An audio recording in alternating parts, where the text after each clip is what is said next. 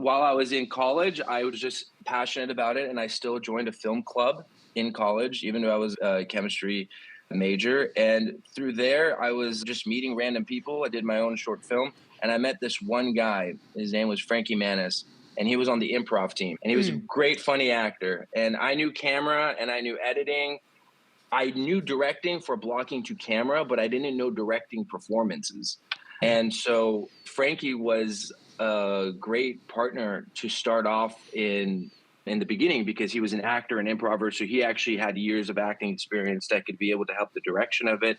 And then I had everything else with the shooting and the editing to take care of that. And then he produced it. I AD'd it. It was a 48-hour film challenge for this really big YouTuber at that time. His name was Mikey Murphy. He now directs Carl's Jr. commercials and things like that currently now. Yeah. And I was his first AD, and I didn't even know what a We first are AD the was. Get Reelisms Podcast. I am Adam Chase Rani.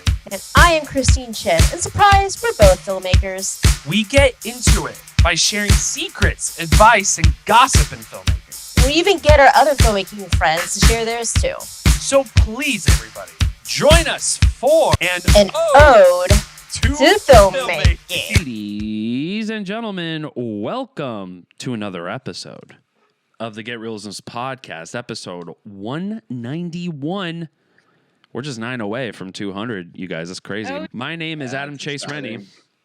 And I'm Christine Chen, and I'm excited to introduce our special guest today, Avid. It's going to be really hard for me to say Avid, because I always say Avi. Avi is my endearing term for him. So Avid, would you introduce yourself? Hi, guys. I'm Avi. Thank you for having me on the podcast. This is exciting. There's been a time where around a Sunday, I've been like couch potatoing, and I've been watching you guys on Instagram Live have your podcast in the past. So now it's exciting to be on the show. That's awesome. Yay! So yeah. Avi, I'm going to call you Avi because I just can't. Whatever you like. Avi. I met Avi because Avi he's one of the producers from Puppy Love Productions, and Puppy Love brought me onto my second vertical set for directing. And it was a vertical called Girls Help Girls, Divorce or Die. And there's certain people, you work with a lot of people on set, but sometimes you just know if you just click. And I just really clicked with Puppy Love. So, yeah. Yeah, it was a blast to have you on there. I think what made us be really great friends and great like creative collaborators is because of the phrase that you used, which was like, we're all playing a multi-tool. We all have multi-tool skill set, and we're all applying that to the film set to be able to really survive, especially when it comes to verticals. You don't really just have one job and only do that one job like on traditional sets. Yeah. It was really cool. And it was like, I think it's like that test that we both put each other in when you meet people. You're like, are you really going to have my back when I need you to have my back? And we're under fire with the schedule. And I think we both have proved ourselves after the years we worked together that we're really good at that. Yeah, it's the no ego thing. And I think what stood out the most was like, we all are always, every crew member, every person who works in the industry, we're all judging each other when we are on set. Without saying it, like the first moments, we're all watching. We're always observing each other. At least the people who are in it to stay for their life in the industry. Yeah. And the biggest thing that I observed was Avid would always be in the background taking out the trash without anybody asking, without doing anything. He would always be tidying up. He'd always be making sure. And it's all the like unsexy shit that needs to be done on set. But that stuff is like the most important stuff. Yeah. And unfortunately, that is all the stuff that's like never gets appreciated on set either, because it's unsexy. Not all heroes wear capes, Chrissy. Yes, exactly. And I was like, that guy is awesome. Yeah. So I just knew. I knew because I was always watching. I was like, nobody ever asked you, you were always watching, making sure like whatever needed to be done was done. Picking up G&E's empty water bottles and stuff. Exactly. You know? Always watching.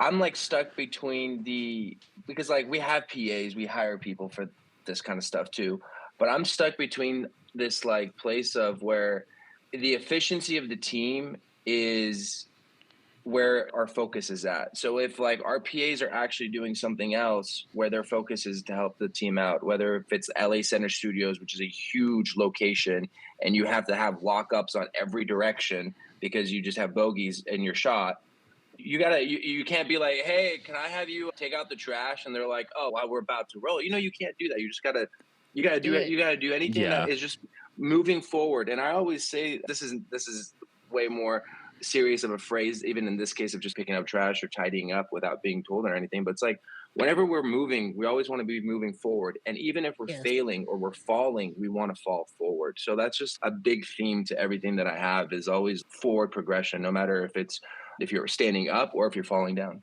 Yeah. Yeah. And what I love about Avi is that I think the best people who survive in this industry, at least into the vertical world, are multi-tools. And Avid, first ADs, he shoots, so he's an incredible camera operator as well, and which has come into handy on several sets. He also is in front of the camera as well. He plays a gangster, a mobster in a few things. You've made an appearance in multiple things. What have you played in verticals thus far? So the last one that we just did that just came out, Cheerleader Than Beast on Drama Wave, that one, I was a referee. I was like, right on. I blew a whistle and I was like, timeout. Yes. So it's been fun to play these. I actually have gotten to this point where I've realized I need to take acting classes because of you have a reel. Yeah. Literally. Not only that, just because, so like we actually had a production. It was in January when we were doing it. One of our actors we had to swap out, and the director was actually thinking that I had to look for it to play that role. And she came in and you're the producer. We had to recast, and we don't have time to recast. You're acting in this. And I'm like, I don't even know how to memorize this line, let alone 3 pages of the scene. And that was when I was like, I love the idea that I get these opportunities. I'm a producer. I get to put myself in front of the camera. But no, I actually I have no qualifications. I really should actually take acting classes to do better. When we were doing the Mafia, Reborn to Marry the Mafia Don, that one, I felt like I couldn't look at anyone else or else I would crack up. And I just brought a gun out and pointed at this girl's head as a bodyguard. But there was these moments where I would really try to lock in. And I was watching these videos that Christine filmed in BTS, and you could kind of see me just like grinding my teeth a little bit, trying to stay focused. But it's cool. It's cool. And that's one multi-tool I would want to add to my arsenal would be the acting experience. Occasional actor. Yes. Yeah. I know. I look back and I'm like, it's so funny. I've actually probably played more roles than some actual working actors because of how the proximity of how many sets I've been on. Yeah. So because you're just in the moment. Random. Yeah. Super random. You're saving time and you're saving money. It's what else should we do right now? It's like the best of both worlds. Especially if you're just a crew member. Yeah, exactly. Especially if you're just like not doing shit and you're just like, you see a PA, you're just like, hey, what are you doing? You're acting this now. Harrison Ford, that's what happened. He was a carpenter. Yeah, that's right. And that's right. He was a carpenter on set. And then now he's a full-time actor. But he was a carpenter on set and got pulled in to act. And then that's what happened. So you never know, Avi. Yeah. You never know. I could be the next Persian big star actor. Persian Harrison Ford? Yeah, I can see that. Yeah, Persian Harrison Ford. I'll take it. Yeah, dude. So I don't know too much about how you started exactly. I mean, like, when was the first time you even entered into the film industry? What got you into it? Was it camera work? Was it PA work? Like, what was the first thing you ever touched? First thing was editing. I started off as an editor in high school. I got cut from the basketball team, and then I had to take a class. Right on. Yeah. It opened up a free period, an elective for me. You're like, fuck it, I'm just going to edit. I'm going to do computer editing. Yeah. It was, you had to fulfill an art elective, and one of the art electives that was fulfilled was filmmaking. And that's cool. My school didn't have filmmaking. It was cool. That's awesome. Yeah, we had a whole film program, and so I took the class, and Now in that class, it's an all hands on experience class, but they break you up into groups, and one person is directing, one person is the DP. I got put into the position to be the editor. And we're at that time, and I'm barely starting, but we're using Final Cut Pro 7. So yes, Final Cut Pro. That's how I started too, Avi. Final Cut. Yeah. Final Cut Pro. It's like the Adobe Premiere of what it used to be. Yeah. Of the 90s. Yeah. And then, so I learned on that. And then our teams would always switch things. So sometimes I would do camera, sometimes I would do the directing. And from there on, that just turned into a huge passion. And then I joined I was a commissioner of video production for the student council at my high school. And that followed in where I went to college, and I was also still doing that. However, at that point, my family said you can no longer do film. So I couldn't even major in film. I majored in chemistry. While I was in college, I was just passionate about it. And I still joined a film club in college, even though I was a chemistry major. And through there, I was just meeting random people. I did my own short film. And I met this one guy. His name was Frankie Manis. And he was on the improv team. And he was a great, funny actor. And I knew camera and I knew editing. I knew directing for blocking to camera, but I didn't know directing performances.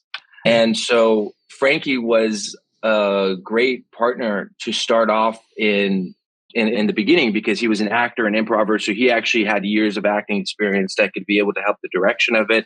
And then I had everything else with the shooting and the editing to take care of that. And then he produced it. I AD'd it. It was a 48-hour film challenge for this really big YouTuber at that time. His name was Mikey Murphy. He now directs Carl's Jr. commercials and things like that currently now. Yeah. And I was his first AD, and I didn't even know what a first AD was. And we all learned through that together. And that led through another opportunity where he got some financing through Sony to do this short film.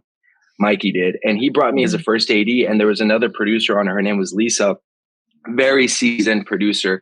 She worked on, I think it's called Moonlight, right? The TV show? No, the film. The feature? The independent feature, Moonlight? With Barry Jenkins? Yeah. Barry Jenkins, yes. Wow. Holy shit. Dude, didn't you not? Christina, you had something to do with that film too, didn't you? No, I had nothing to do, but Moonlight I know of, yeah. So she's a producer from that, and she's the one who taught me all the lingo. Wow. All right, you're about to shoot. What do you say? You say, lock it up.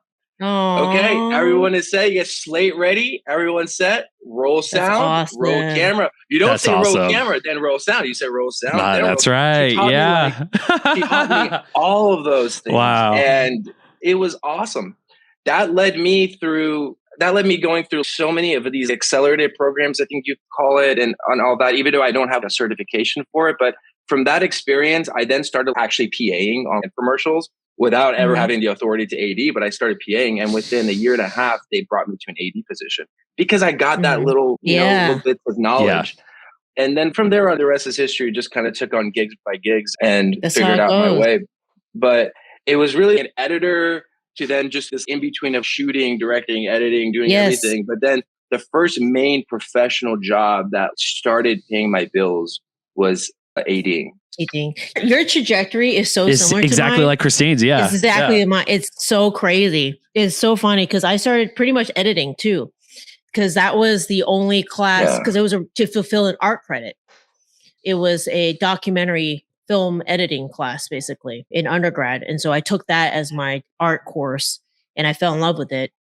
And then it became this weird shooting, editing, blah, blah, mix that I was like, just fell in love doing. And then fell into ADing, didn't know what it was. And it's so weird how our trajectory is so similar. Yeah. Fell into ADing. Yeah. I think that's part of where it worked with like how we figured each other out with in the whole multi-tool phrase really probably meant something important to us because we both carry that same hardship throughout. And then also, let me just say, I think we both come from, my family does support my career right now. I don't know where you are right now with that as well, but I want to say we both came from this place of where family was so important to us and is important to us. Yeah. But I think that there was this thing of where we both had to break away from family to dictate and see our own, create our own future and see our own potential. And I think we both were we've connected and related on that deeply too. Yes. No, 100%. No, we have it. My family and I have a mutual understanding. That's the best I can say. Same. I would say mine are the same. They know they're not supporting me, so they're like okay with it. They know I'm not on drugs, so they're okay with it. Somehow they don't understand how I am, but I'm still living and still thriving somehow. Yeah. They got to know you're an entrepreneur. Yeah. Have they been on your website? Get Realism website. I know. It's beautiful. It's like it's film education. It's a school. It's an academy. Mm-hmm. But they think you're like probably yelling at an actor for going 10-1 without telling you because you're on set. You're building a business. You've done so much, and you both have. And so it's crazy to think that in this industry, it's not just what you want to do. It's like you kind of have to create a world. It's kind of like creating a Marvel universe, a legacy around filmmaking of like all these different tactics and ways that you could be able to apply yourself to make money, make a living, make connections and things. And you got to love it too, because you're kind of burning the candle at both ends, especially with ADing. You know what I mean? You're taking some lifespan out of you.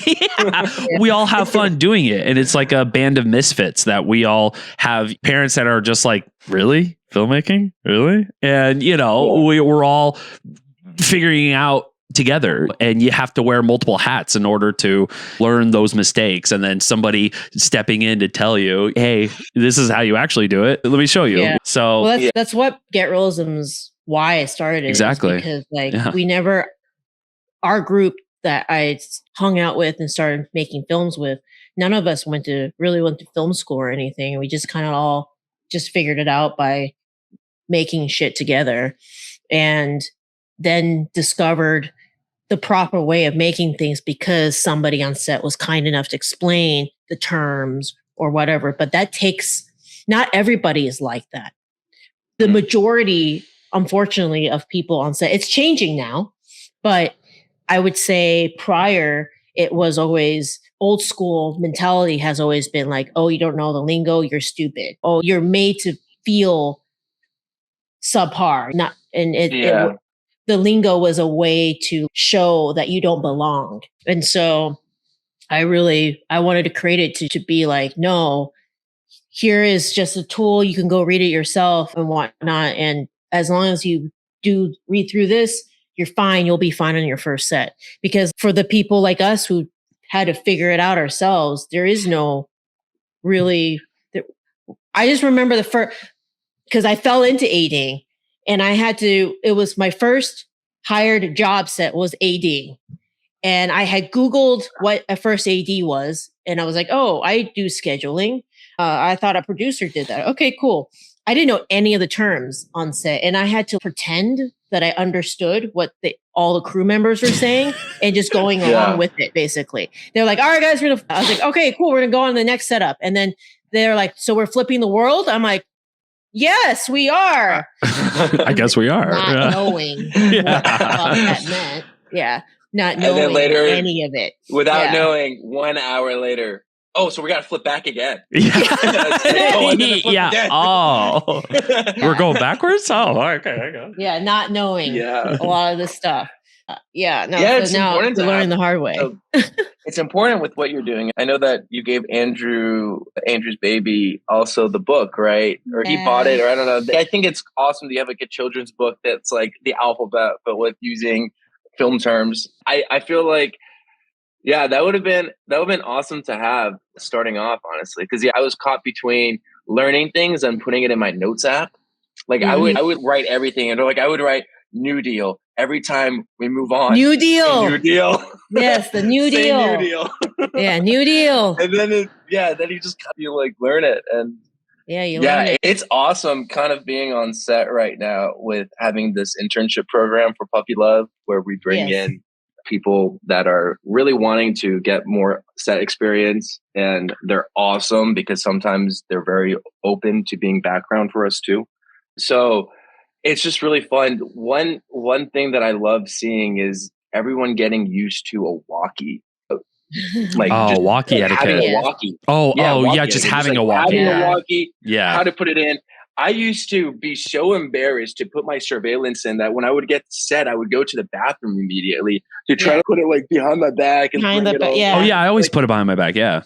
Yeah, but like now you just see like everyone though like struggling and like putting it on and all this and like the etiquette, and they're starting off, and it's my point being here is just like it is this crazy thing to observe the moment of starting off and the anxiety, the overwhelming tension, and all this feeling that you're having. First day jitters, and fast forward now, and sometimes I get the first day jitters now, like 10 years doing this, but now like looking at it, I just look back and I'm like, everyone starts at a certain place and it's always going to be hard. And eventually over time, you get used to what you started off being hard, and that becomes easy. And if that idea that I could like have told that to myself a little bit, or like at a younger age, like I would have taken that with a lot of weight, because it would have helped me be less stressed. And sometimes I would question because I wouldn't say copy as fast as other, or I wouldn't do that. And I'm like, maybe I'm like not meant for this, because like some things would like really piss me off. Like I'm like this constant like competitive. I'm not in competition, but like I am in competition with making sure that I get to be able to keep do the best. And when I like look back at that, it's like, even if I had done it back then, doesn't mean that my trajectory right now would be like I am creating a Warner Brothers movie for the next Oscar. Right. Like, that doesn't mean, even if I knew it, right? So it's just like a thing to always like remind people that are starting off to be able to be okay with where they're at. It's so crazy how fast you just snap your fingers and like you've moved up in this industry and you're doing a different position. And so you look back and a lot of the ways or things that stressed you out in the beginning doesn't do that anymore. And I honestly feel like that's what makes I think that's what I love about this industry and this job, and why I can't move to like becoming a lawyer or like I'm a registered dental assistant. I can be a dental assistant right now. Yeah. I'm licensed by the state of California. But like, I just can't do a job like that. Right. Yeah. I feel like there's this conditioning that's been made to me with being on set, and I love it. Yeah, totally. I forgot to tell you that you did study. I was a biochemistry major in undergrad. Crazy. Wild. That's right. You're out here being like Walter White. We're twinning, dude. Yeah, when you kept saying, I was like, me too. Me too. Yeah. That's hilarious. I've had that where like my first like couple years working art department, because I'm a set deck. So first couple of years working art department, I never asked for help ever. I was like, it's a sign of weakness. I'm strong. I can do everything. I don't need to ask for help. Now, like, and I worked with enough art directors and PDs that tell me, like, bring me to the side and be like, hey man, it's not an ego thing. You can ask for help. It's okay. And I'm just like, no, it's all good. It's all good. And they're like, yeah, I just saw you struggle with a couch by yourself, dog. Yeah, I think you need help. You can ask for help. It's okay. Yeah. And so now as a set deck, I'm asking PAs for help and shit. I'm just like, what are you doing? Come over here. That's like, that's the other thing is like, it's so crazy to look at how an experienced, seasoned, talented worker. Person. Their experience and season comes from how they communicate delegation. How they are able, that's how you know, like, because back then I'm just there doing it myself. But like now I have this ability to compartmentalize. You do that, you do this, and you do over there. Like, it's cool to get to that too. Because like now you are able to communicate better and ask for help because you understood this process of what you could do, what you could delegate. But it was like what you said though, of somebody like at least telling you, hey man, like kind of taking that weight off of you. It's like, you don't need to, you can ask for help. It's not cool. You know what I mean? You're still cool. Don't worry. It's okay to ask for help. And I'm just like, oh yeah. Oh, okay. Yeah, I think you're absolutely right. You nailed it. Where you can actually tell the people who are veterans, they're the ones that have learned to delegate.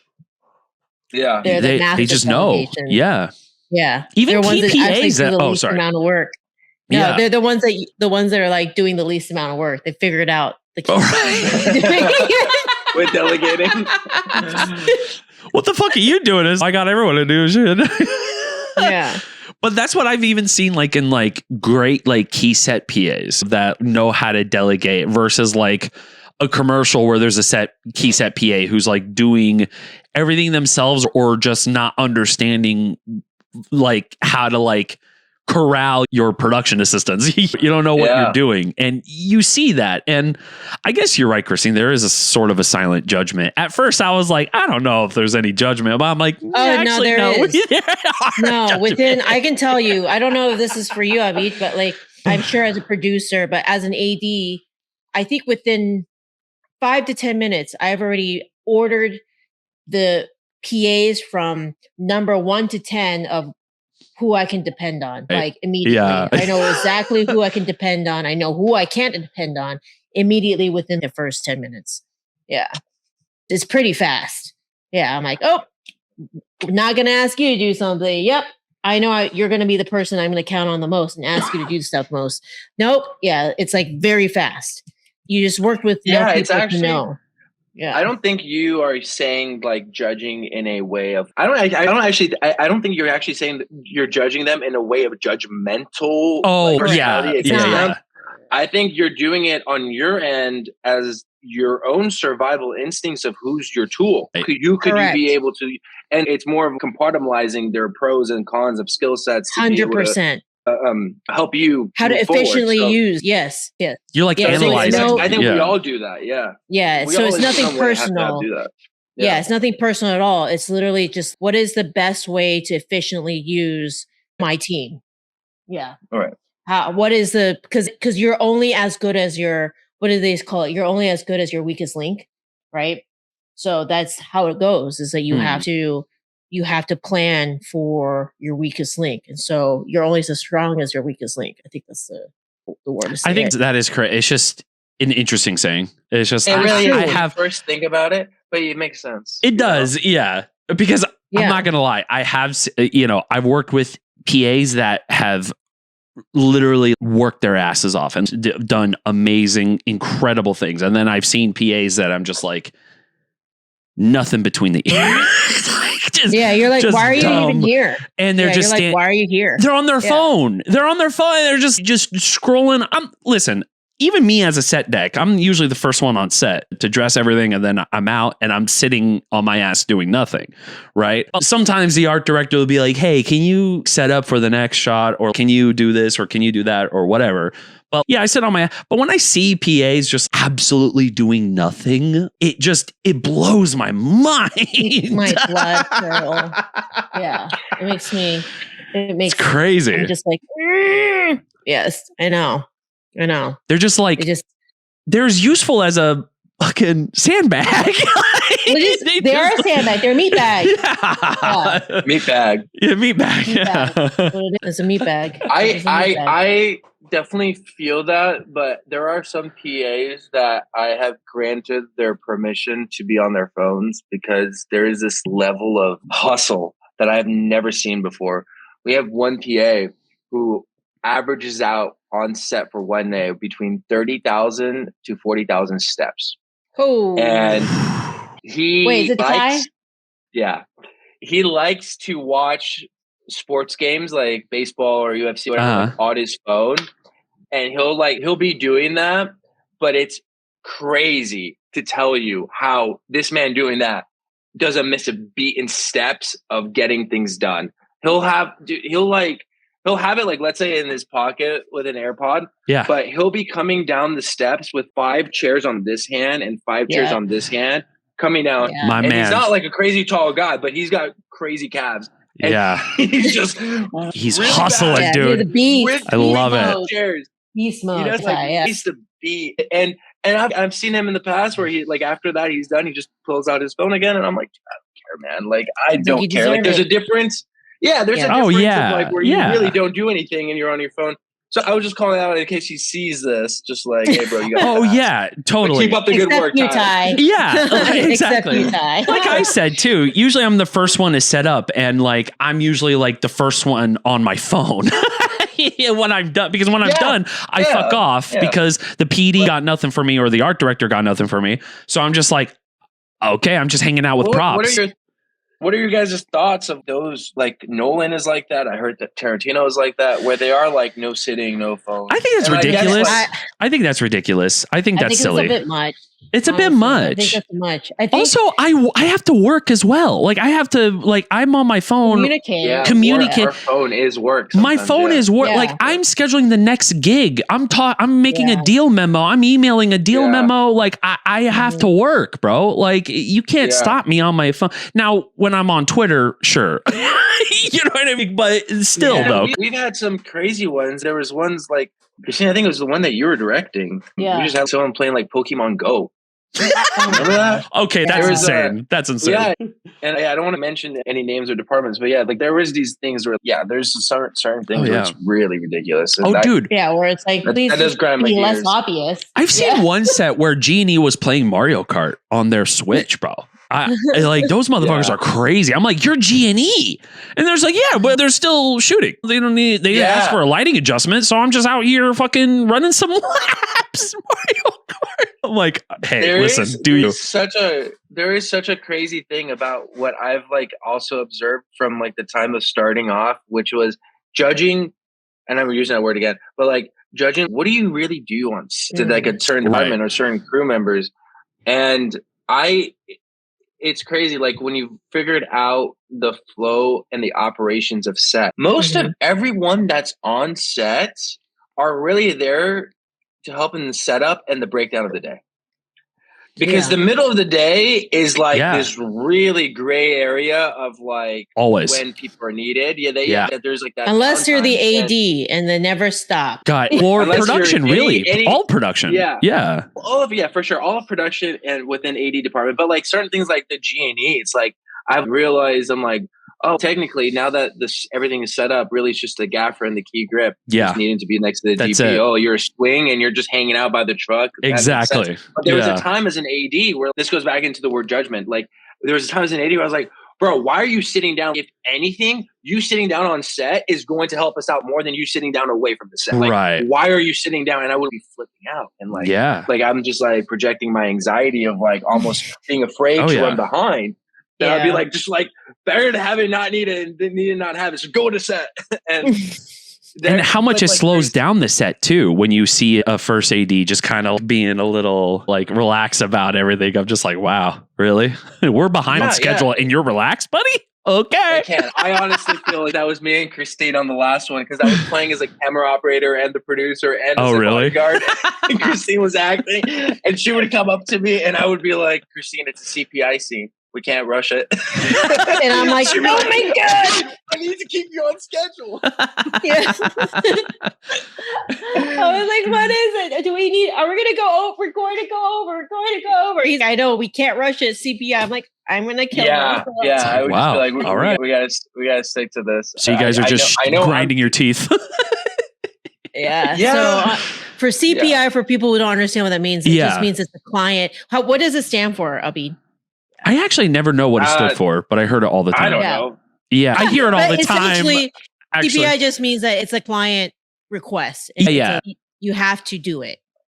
It's within a contract. It's like you're contractually obligated to have to do certain things.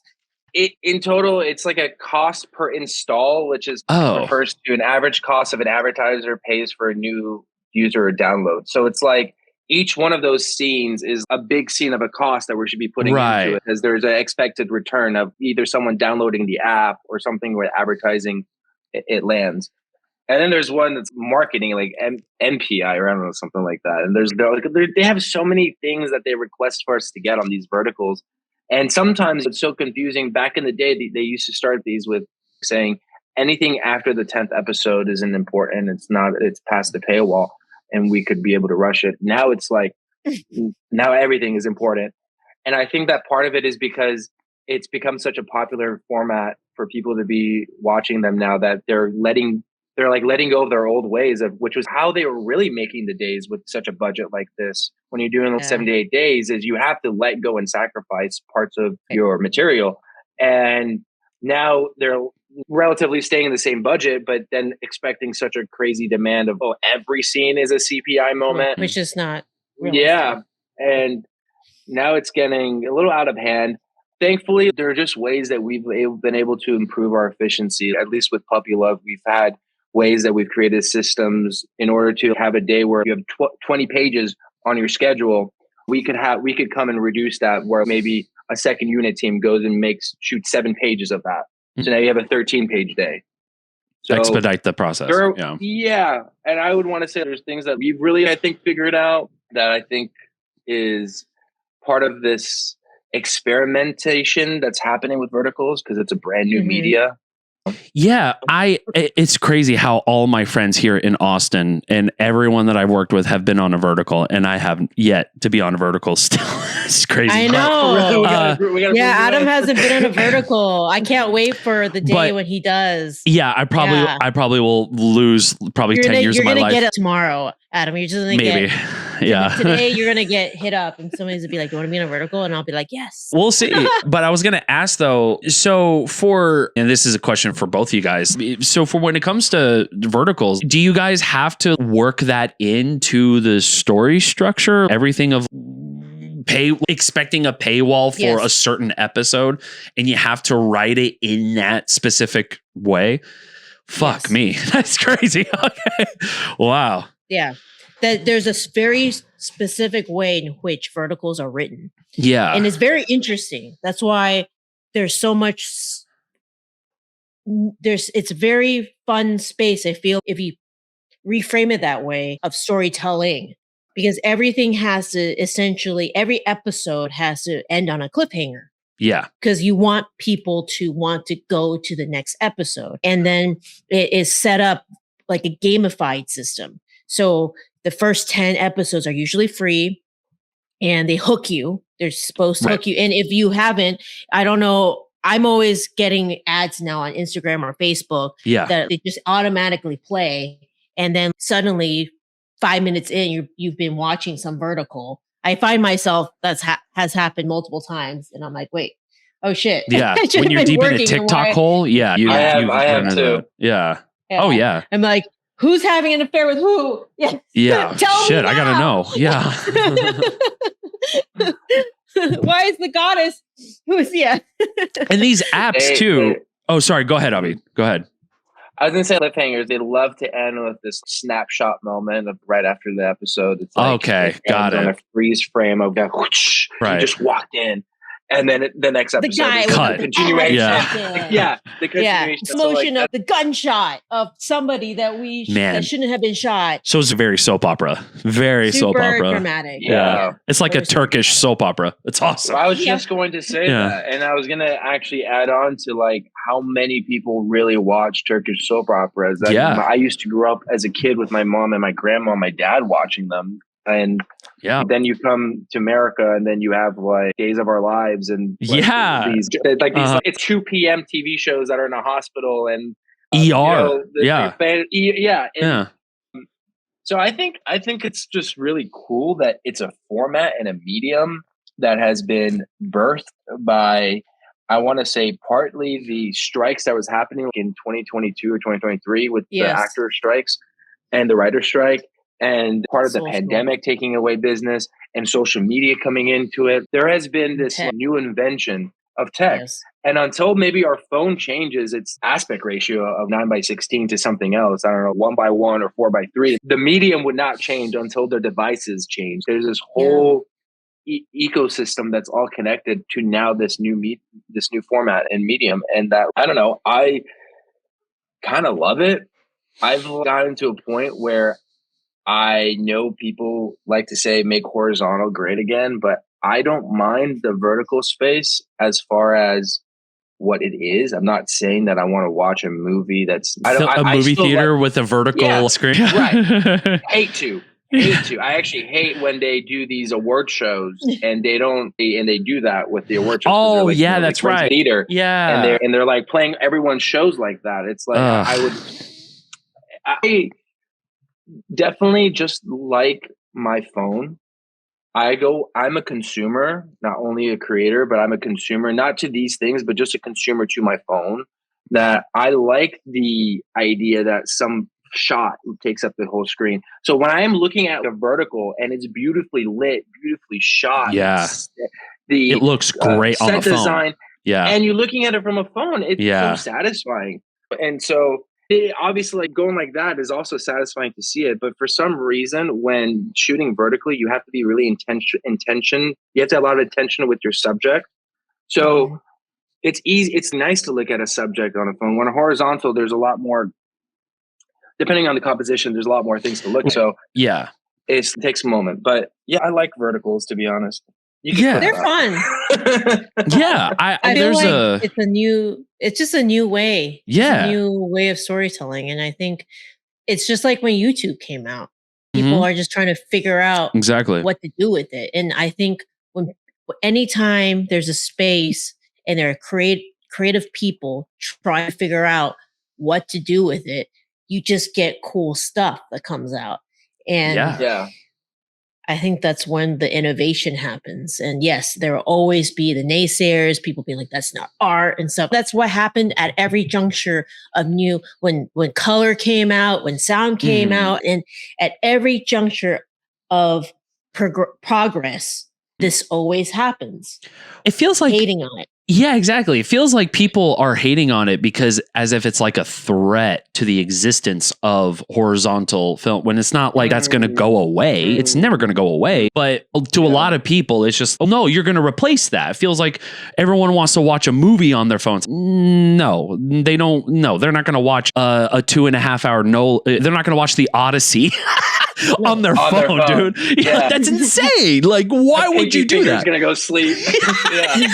Yeah. So, which, by the way, has happened to me from being on talk. Like, I've had like my always. It's always the pinky. Yeah, I don't know how that happens.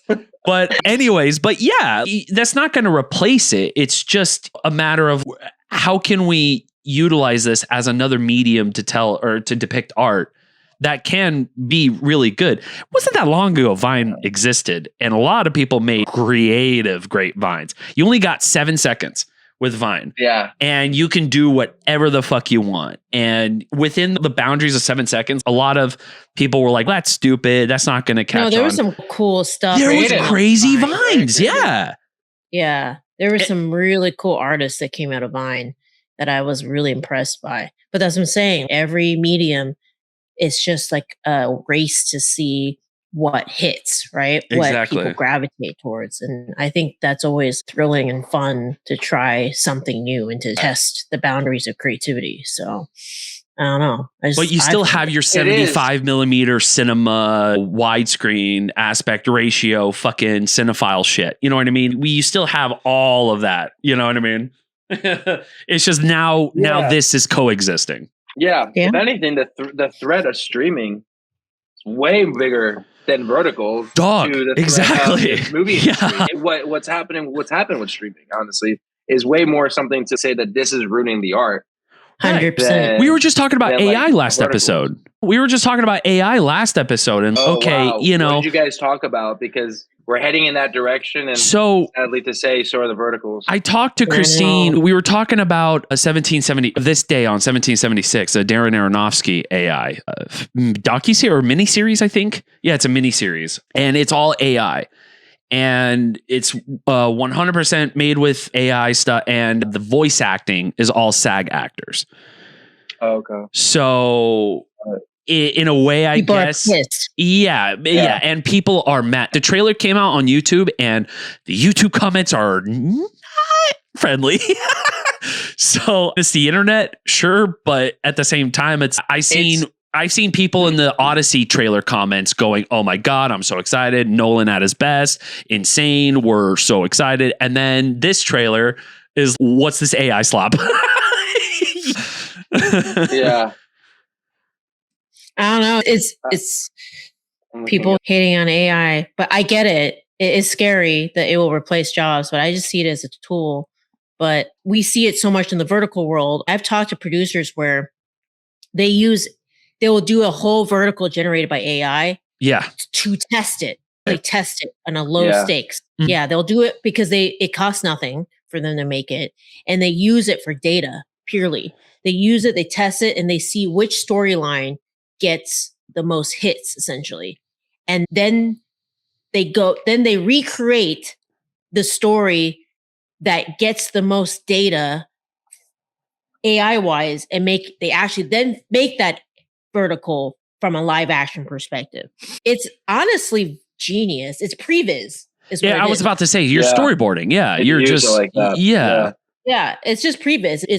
And every major industry kind of does that. It's a test.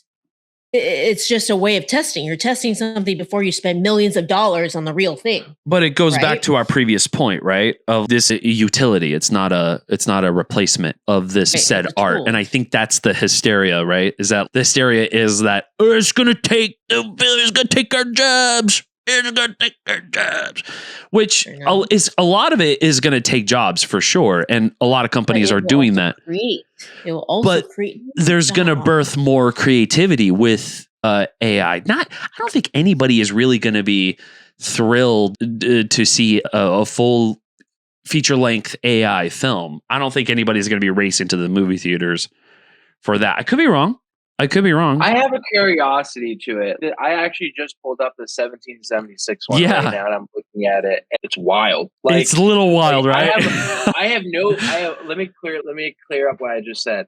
I have no intention of wanting to be like, oh, I love an AI film to go watch it, but I love the idea to go see where this technology is at. To think about how I've used some AI stuff for some things, and I've created it, and it's a little hard to get continuity to continuously be the same. There are the cup is in this hand, and the next prompt I give it that needs to be a continuation of the scene, and the cup needs to be in the same hand. It's crazy to see the 1776 trailer and think that this is a feature film with all these shots, every detail of a frame, even to the texture of the fur. I'm sure that's on the actor that's wearing it is a word that was specified. Absolutely. And it's crazy to see it, and I do agree with Christine's things about needing to use it as a tool to be moving it forward. We're all gonna fall behind if we try to fight something like this nature. 100% every single time. Yeah. So I just pulled it off. What it looks like. Yeah. I just pulled up an IMDb, and it's hilarious in terms of the reviews are like 1 star or a tiny bit that are 10. It's extreme, but like most are like 1 star. For this 1776 trailer? Yeah. 1776. Okay. People are like mad. But also bad publicity is also publicity. Bad publicity is good publicity. Yeah. I agree. It's just I see the point though of it does look good. It looks good. It's just narratively speaking, I don't know how it's going to play out. I am curious though to watch it, but what can you do at this point? It is what it is. It kind of is what it is, but I do think going back to verticals for a second, I think that there's there's not just one way of doing verticals even, right? We were talking, Christine, last episode. You said there was like a commercial. Yes. Yeah. That was all verticals. I mean, you know that right now there are branded verticals. Branded verticals. Yeah. Branded verticals. So, in the vertical, in the show, there'll be a brand that's like sponsoring it or something. Yeah. Now brands are sponsoring full on verticals. So I have a director friend that just did a whole series for Native, the deodorant brand. Oh, so they wrote a whole series, like a full-on vertical story that just happens to have Native products in it, but you're following a whole true vertical story that has nothing to do with Native. It just happens to have Native products in it. Yeah, but brands are jumping on it. Yeah, I like that idea. I think that just shows the progression of where it's headed, and anything that gets eyeballs on it is going to be valuable in some way. Even these AI movies that are going to get eyeballs on it. To the people that are doing it, it's a constant test. Even I think you had mentioned this earlier when we were discussing the AI thing. There are people that are calling it out in these comments. Even with DramaBox, one of the vertical platforms that dropped their first all AI show trailer, it got taken down. They took it down because of the amount of hate that were in the comments. Really? About the show using AI. And same like what you were just discussing about with 1776. 1776. Yeah. But when we have spoken to executives about this, they don't care about the comments. They genuinely don't, because so why take it down? Their world, interaction. They're taking it down because I think in some ways they do care about it. Right. It's a marketing thing. Yeah. But my point being of like them not caring about it is they're not caring about our opinions on trying to stop it. They, at their level of the executive level of all these vertical apps or production companies that are trying to tap in, they're worried about who of their competitors are going to get to that technology first to do it right. Got it. And they're actually trying to push that technology as much as they can forward. So even with some vertical platforms where now they're exploring with AI, no matter how much we have told them, hey, we talked to a bunch of these actors and they hate this idea. They like, yeah, but on our end, we're in constant things about which other one is going to be doing it next. How much can we do it? Yeah. We're going to get fired. Yeah. So you're like, okay, man, at the end of the day, everyone's trying to eat, and AI is still coming in and getting everyone, even the creators of these shows that are trying to survive. Damn. Have to bow down to AI in that sense. So say, don't fight it. Go with it. Like, you just have to figure out how to use it to your advantage to a certain extent. Vertical Fan 2024 says, Shein, the brand, has been doing it. Oh, Shein, yeah. I have seen Shein do that on TikTok. That makes sense because they're a Chinese brand. Yeah, I've seen them do an AI thing for Shein, and even people in the comments were like, is this AI? I don't know if it's AI. Is this AI? That's how far we've gone with AI, is that it's becoming more and more realistic, to the point where there's people who conspiratize that some of the presidential addresses are all AI. So I know we went on this whole tangent about verticals and stuff like that, but I don't want to forget that, Avi, you have 3-Line Studio as well, which is a huge part of your life, and you're wearing on your hat. How did you get into that and talk about that? And people should go and check out 3-Line Studios. We are actually having an event next week on, is that Wednesday? April 29th. That's a Get Reelisms collab called Scene Lab, which is vertical themed, actually. So it is. Let's go. We're doing 4 directors who are workshopping a scene from their vertical script with actors. And it's a way for directors to practice directing, but also actors to be seen by directors. And it's just a fun way for directors to see if their material is working as well, which is a fun networking way as well. So it's happening at your studio. Yeah, it's happening at your studio. So and I love that you're utilizing the space again for education and for community building purposes like this, because I'm constantly trying to do that with the studio space. I really want it to be a production hub, a headquarters for all of us to be able to hang out, because one thing is, it is a studio space. We have flats, we have equipment, we have backdrops. You can do photo shoots, video shoots, podcasts, whatever you want. But we also have a disco ball. We also have a loudspeaker. We also have party lights, and we're able to darts. Also have events and darts, and maybe one day I'll get a pool table for it. But it's a whole space to be a community for that reason of it too. So I love that you're getting to use it with Get Realism. Yeah, the studio space has been a so what's your take? It's actually good for you to party for 72 hours. The pandemic, I was doing a lot of photo shoots with kind of people who are like on TV shows, and were like the show The Rookie. One of the guys that was on the show The Rookie was like one of my close friends, and I was always shooting with them, and he would bring people, and they would all come to my house in my bedroom that I'm currently in right now, and I would set up the 9-foot backdrop with different colors. I would have my lights, and I would move all the furniture in my bedroom to clear the space for these shoots. And it got to the point where I was just getting so many that I wasn't really living in my room like that anymore. And so I was thinking like, okay, getting a studio space would be cool. And then around that time, pandemic happened, and I couldn't get a job. But luckily, there was this studio in Culver City called Naked Eye Studio, and I became a site rep there. And when I became a site rep there, the owner of that place was always teaching me what it is to run a studio space like this, and what it is to have a parking map, sending out contracts, making sure you have a layout with amps on the outlets. things like that. And that kind of inspired this idea, man, if I get my own space, I don't have to bring people to my bedroom to take photos of. I get to also rent out the space, like I learned my boss that was doing it. And then I get to also have a place for myself to create my own projects, because this is the industry that I want to live and die in.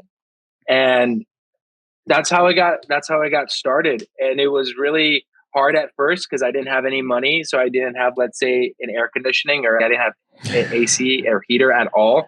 And during that time is when Carbis and Max Landis rented out the studio space, and I became friends with Carbis, who is 1/3 of Puppy Love.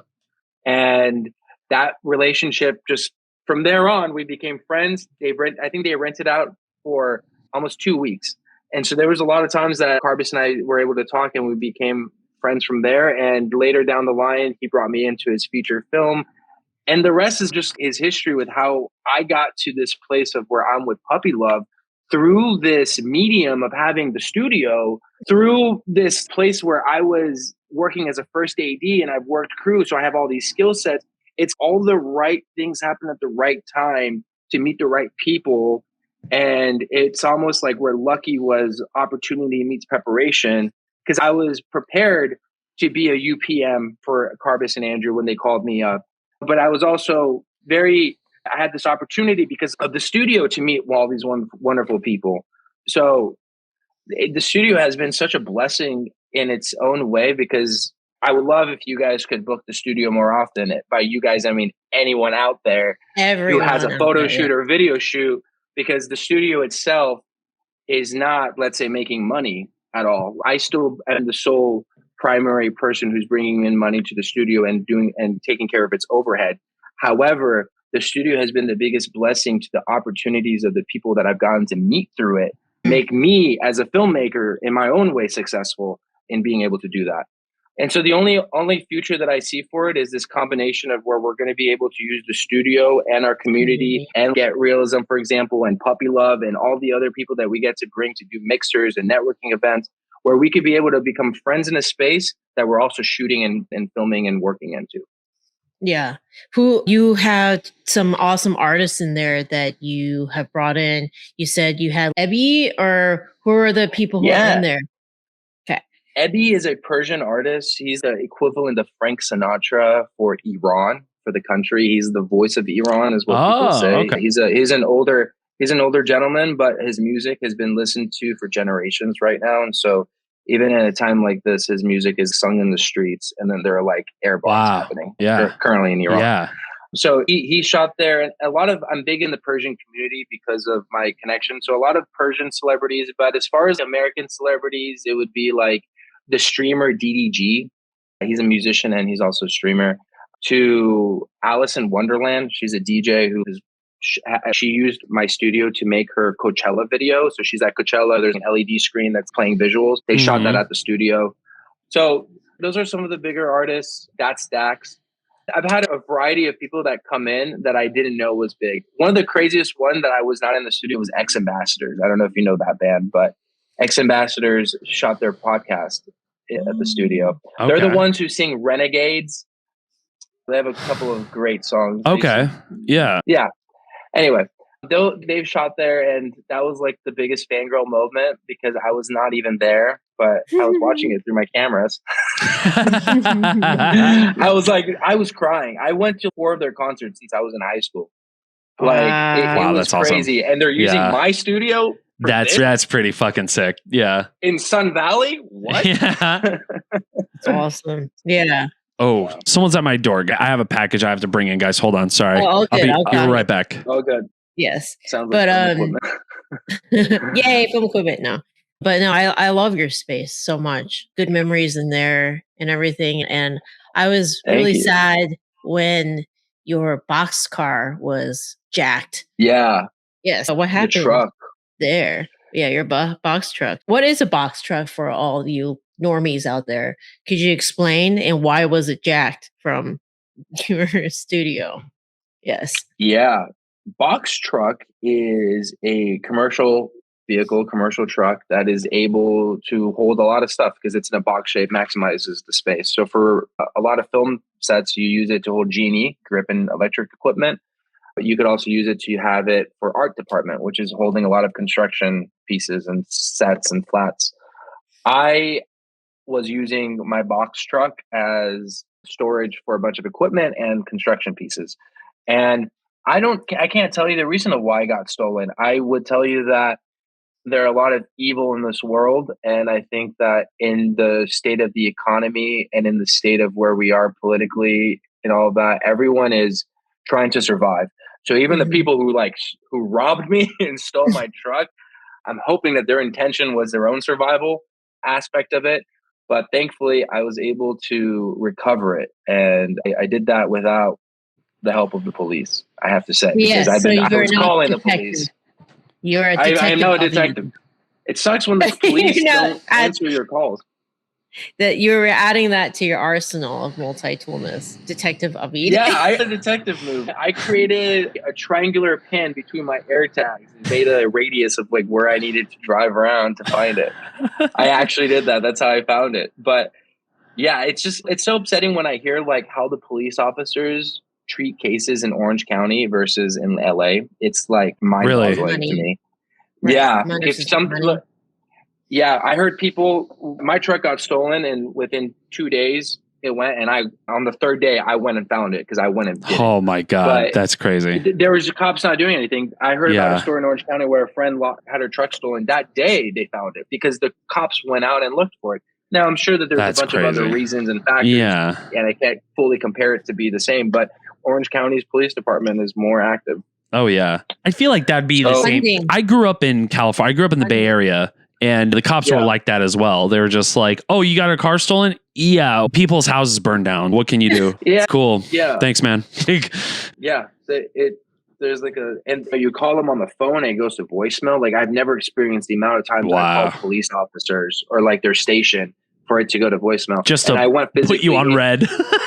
Yeah. And I physically go in and the guy is just sitting there. I'm like, why couldn't that call come to you? That was...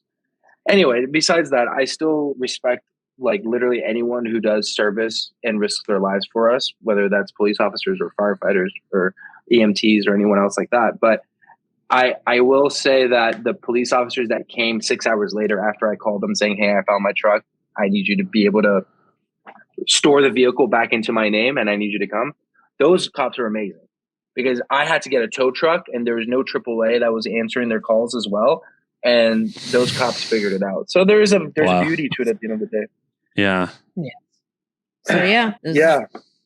So yeah, Avi is now a detective as well, everybody. That's crazy. I wake up every day and I check my security cameras. Every day. I wake up in the middle of the night and I check my security. I was about to say, the instilled paranoia that you must have now is just is out of control. It's you have to. It is. It would be for me too. I'd be checking my front door. I'd be checking cameras. I'd be checking everything, bro. Yeah. There's nothing worse than getting something stolen because it's the biggest feeling of being violated. Yeah. Privacy. And I especially if you are this is your hard-earned everything. Yeah, livelihood. Yeah, livelihood. This is your livelihood. It's the worst feeling. Well, it's when you got your car broken into. Yeah, and I'm like, you don't understand. This is how I eat. Yeah, and you stole the thing that allows me to make a living. It's fucking crazy. Yeah, even just stealing a car itself, it's just cool. You just took away my livelihood. That's insane, bro. Yeah. It sucks. So I was gonna say, go ahead. Oh, I was gonna say we should take it for a landing, but I was about to ask, but you guys need to take it for a landing in the way that you don't know, Adam. Avid is the one. The other person that I know can do the Trump impression. Oh my God! Adam, really? Yeah. So Adam is the you two. That's how you two are linked together. That's hilarious. You two are the people in my lives that do it. Yeah. So you two are the two that do it in my life. Yeah. That's wonderful news to hear, Christine. It's fantastic. Wow. Compliment. I cannot believe it. Wow. We're here at the podcast. This is incredible. Wow. This is just insane. Get Reelisms. Wow. Who'd have thought that? Film school in a book. You're just saving money. You're just saving money. Who doesn't want to save money? I save money. I never pay my construction workers. I save money all the time. I say billions and billions of dollars. More billions, more zeros than you've ever imagined. More zeros than anything before. Have any of you heard of Doge? I made Doge with Elon Musk. He's autistic. We don't like him, but he cut up all the government spending, all our billions of dollars in government spending. We cut it all up. It's incredible.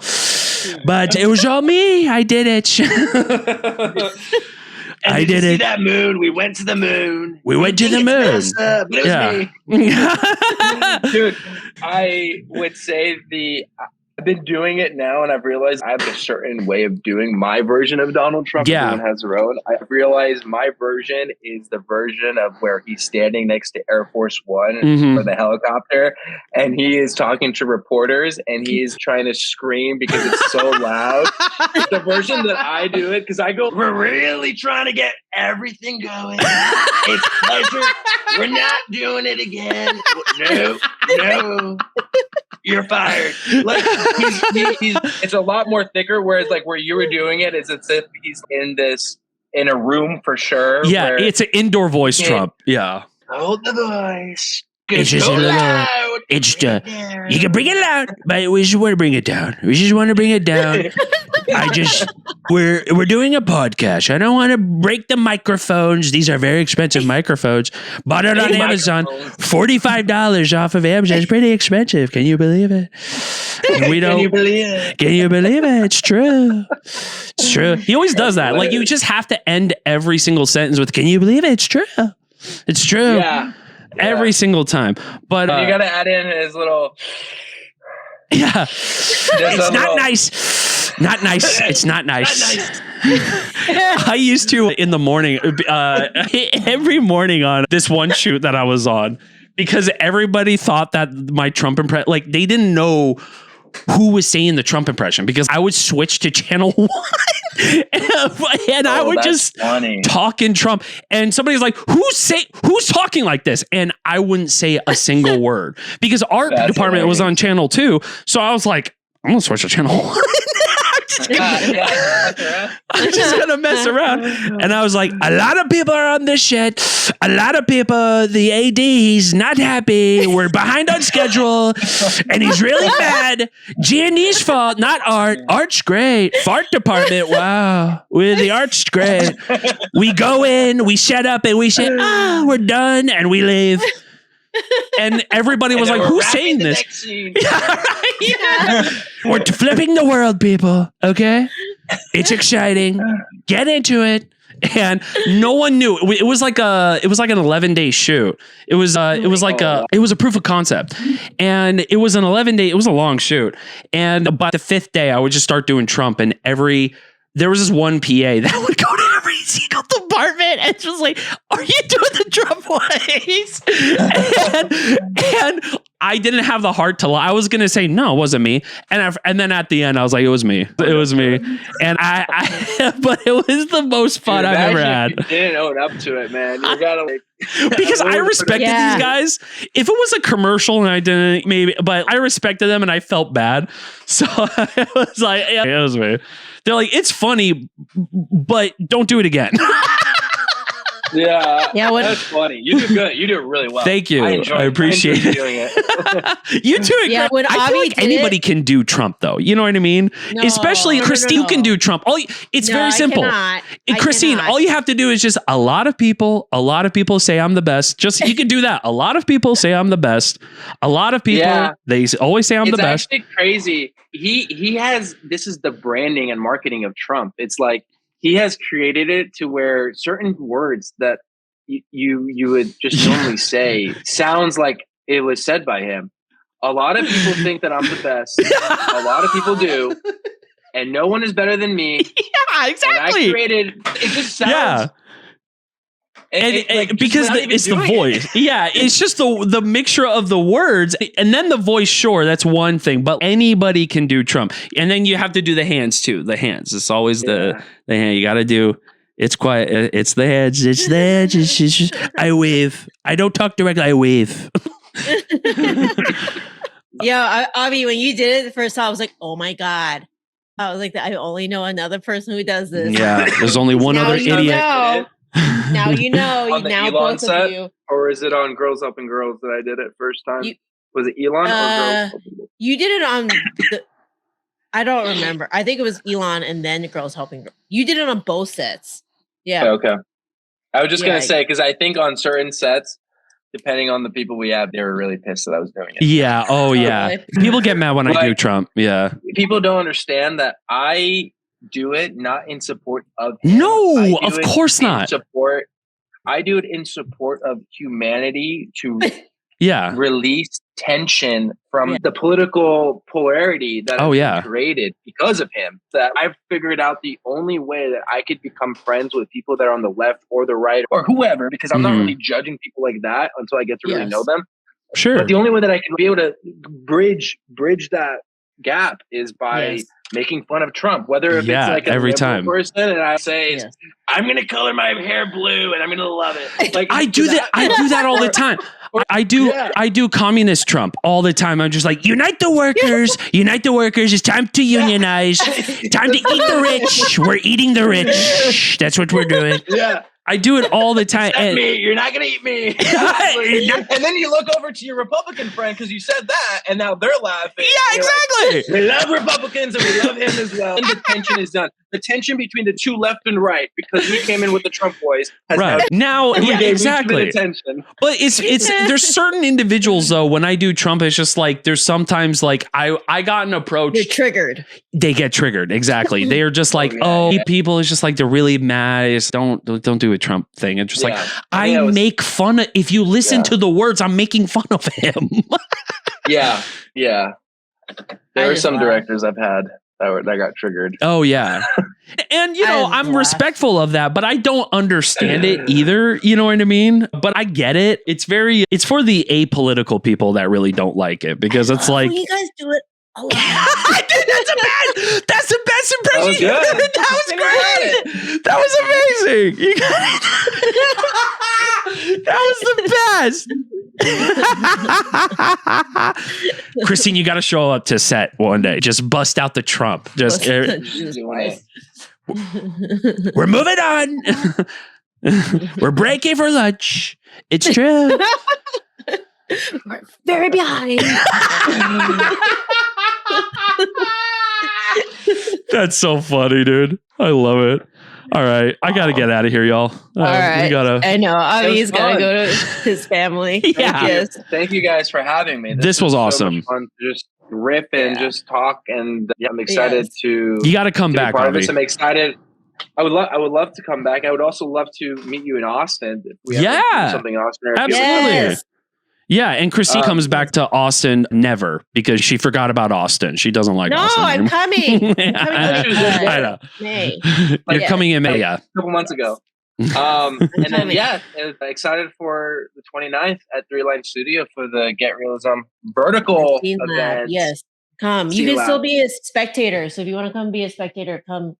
Go to getrealisms.com. You can go and apply to be a spectator. So come join, come watch, come network with people. If you are interested in the vertical space and want to meet producers who are looking for actors or directors or whatever, you should come and meet Puppy Love. The producers, founders of Puppy Love will be there at 3 Line Studios. So this is a good opportunity to meet other actors in the space, other directors and whatnot. So come on the 29th at 7 to 10 p.m. at 3 Line Studios. And check out the space because it's freaking awesome. Yeah. So. 3 Line Studio. Thank you so much, Avi. We appreciate you coming in. Adam. Thank you, Christine. Of course. Thank you. And you know what time it is, ladies and gentlemen. It's housekeeping time. GetReelisms.com, ladies and gentlemen. Yes. Pick up your books, get your teas like those, get your hats, and get a film course. I'm sorry, you can get a film course. Yes, ladies and gentlemen. Yeah, get your film course. Learn it. Learn your terms. Don't be like Avid and I, where we had to just figure it out on set. Learn it by reading this book, which is just pictures. So look at the pictures, look at the minimal words, and you'll know what to do on set. Don't be like Avid and Christy. They were like chickens with their heads cut off. They were stupid. They were dumb. They didn't know, but I knew. They didn't ask me, but they didn't know. And the books helped them a lot. Get Reelisms helped them a lot. Wow. Wow, that was great. On that note, that's the Get Reelisms podcast, ladies and gentlemen. Thank you so much. We'll be back hopefully soon if we're not working on a Sunday. Until then, see you later, guys. Thank you so much. Peace out.